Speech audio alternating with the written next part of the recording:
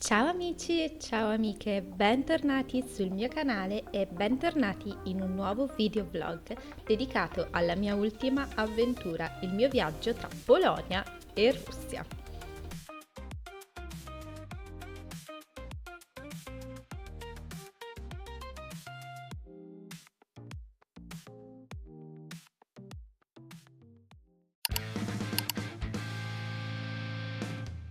Oggi ci troviamo a Danzica, una bellissima città nel nord della Polonia, ai confini con la regione russa di Kaliningrad, che abbiamo visitato nello scorso videoblog.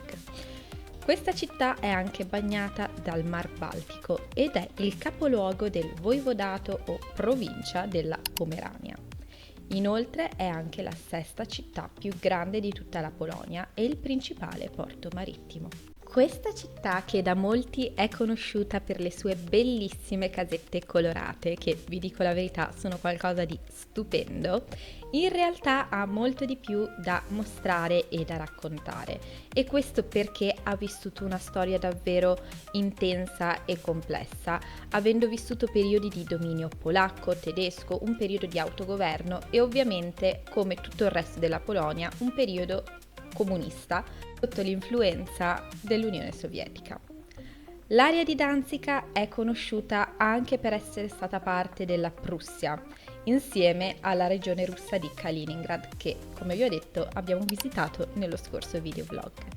Nel 1793, infatti, la città divenne parte della Prussia e di conseguenza dal 1871 dell'impero tedesco, dopo l'unificazione della Germania. Dopo la Prima Guerra Mondiale, la città visse un periodo di autogoverno, divenne una città libera, sotto la protezione della Società delle Nazioni, ma questo solo fino al 1939.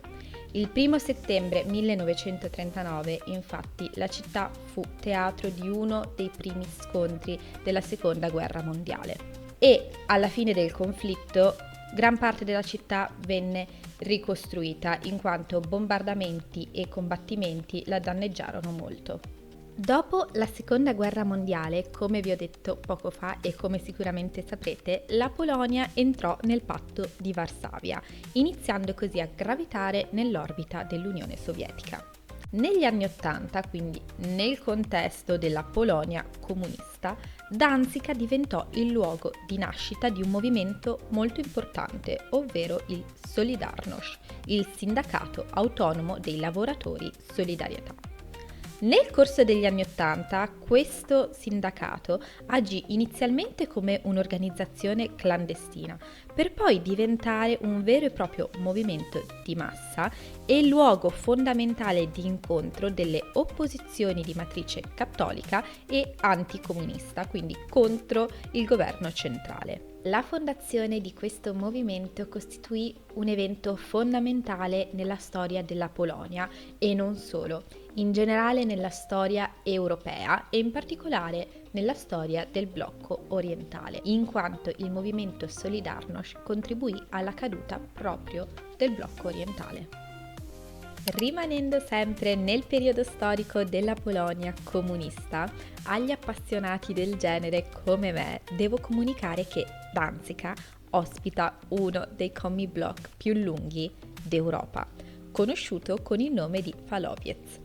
Falowiec è un termine che identifica una precisa tipologia abitativa, ovvero un complesso residenziale che si sviluppa in lunghezza secondo una forma ad onda.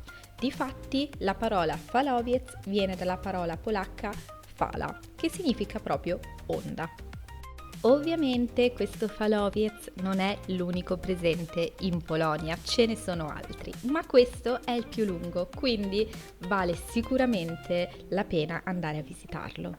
Questo complesso si trova a Przymorze, spero si pronunci così, in via dei Protettori della Costa. Qui in basso comunque vi metterò l'indirizzo corretto. Questo edificio è stato costruito a partire dal 1964 e conta ben 11 piani per 32 metri di altezza e ben 860 metri di lunghezza, quasi un chilometro, rientrando a pieno titolo tra gli edifici più lunghi d'Europa. L'idea alla base di questo progetto era quella di creare dei grandi complessi abitativi che potessero ospitare un gran numero di famiglie, immersi nel verde. Difatti, attorno a questo Faloviez ci sono molti parchi e aree gioco e posizionati perpendicolarmente rispetto al mare e alle colline. Questo Faloviez è composto da ben 1792 appartamenti e ospita più di 6.000 persone. È a tutti gli effetti una piccola città in un contesto verde e fornito di ogni servizio.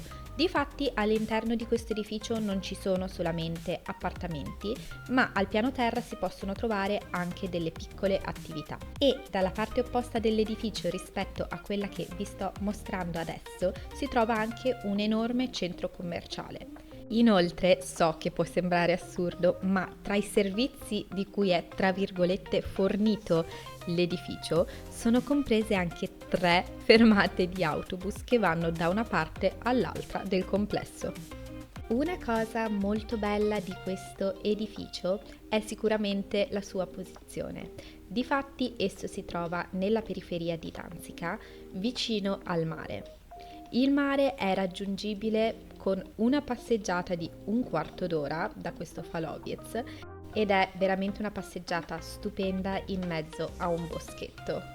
Quindi se andate a visitare il Faloviez vi invito anche a recarvi in spiaggia. Io ci sono andata, faceva molto freddo dato che ci sono stata a febbraio, ma è stato bellissimo. Anche questo video è giunto al termine e con lui anche i vlog dedicati alla mia avventura tra Polonia e Russia. È stata un'esperienza davvero bellissima, un viaggio stupendo che desideravo fare da tantissimo tempo. Ho amato tutte e 3 le città che ho visitato, quindi Kaliningrad, Baltijsk e Danzica, e vi consiglio davvero tantissimo anche a voi di visitarle. Sono città ricche di storia e di cultura e meritano di essere viste e conosciute. Se per quanto riguarda la parte di Kaliningrad, quindi della Russia, siete preoccupati perché non sapete come fare ad andare, dato tutte le sanzioni e problematiche attuali, sul mio canale potete trovare un video interamente dedicato a come andare in Russia, una guida completa per turisti. Quindi mi raccomando, se vi serve andate a vedere questo video. E nulla, spero che questo video vi sia piaciuto, sia stato interessante. Se così fosse vi chiedo di lasciarmi un like e iscrivervi al mio canale. Fatemi sapere se voi siete mai stati a Danzica o magari in altre città della Polonia. E questo, vi mando un bacio, vi saluto e ci vediamo al prossimo video. Ciao!